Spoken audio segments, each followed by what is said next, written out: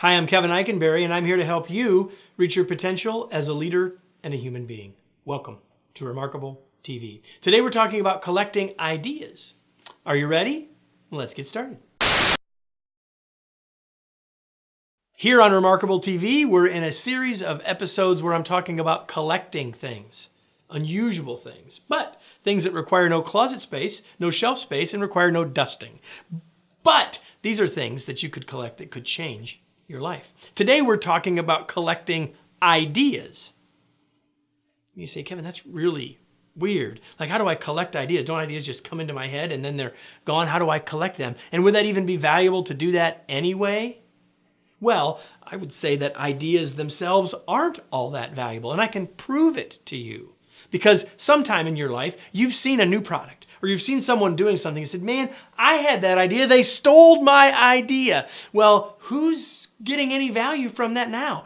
Not the person who had the idea, you, but the person who had the idea and took action on it, right? Ideas themselves not all that valuable, and yet I still think we should collect them. And here's why. I believe that once we start to collect them, we have the raw materials for greater creativity and innovation. Okay? So here are my thoughts about collecting ideas. Number one, collect ideas as building blocks.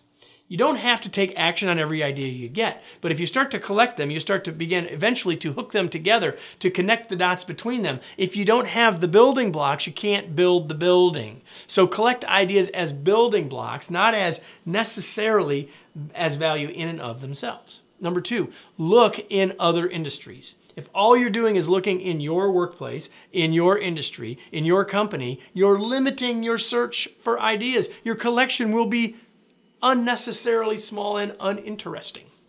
So look in other industries, look in other countries, look in other geographies. And also look in different magazines. I could say on different blogs as well. The point is, broaden your search. Read more widely. Listen more widely. Pay attention in new places. The more that you do that, the more you'll get different kinds of building blocks. The more that you'll find the things that you can hook together in new ways. There are legendary stories of products that came not directly from an idea, but the connection of ideas together that led to the new innovation. Next, look in random conversations. Look, you're going to have a conversation in your neighborhood over a cocktail or a cup of coffee this weekend, and in that might be the seed of an idea or something that now connects to something that's already in your idea bank, right? You want to collect them, and if you're going to collect them, you got to write them down, because otherwise they are fleeting and they will get lost.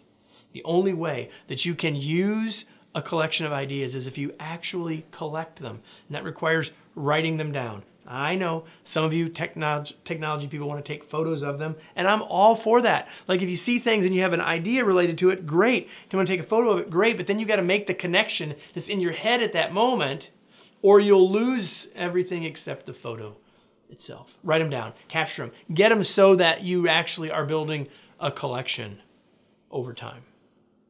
See, if you do these things, if you become a collector of ideas, you will become more creative. You will become more innovative. You will be able to make a difference. You will be able to do what everyone says you ought to do, which is think outside of the box.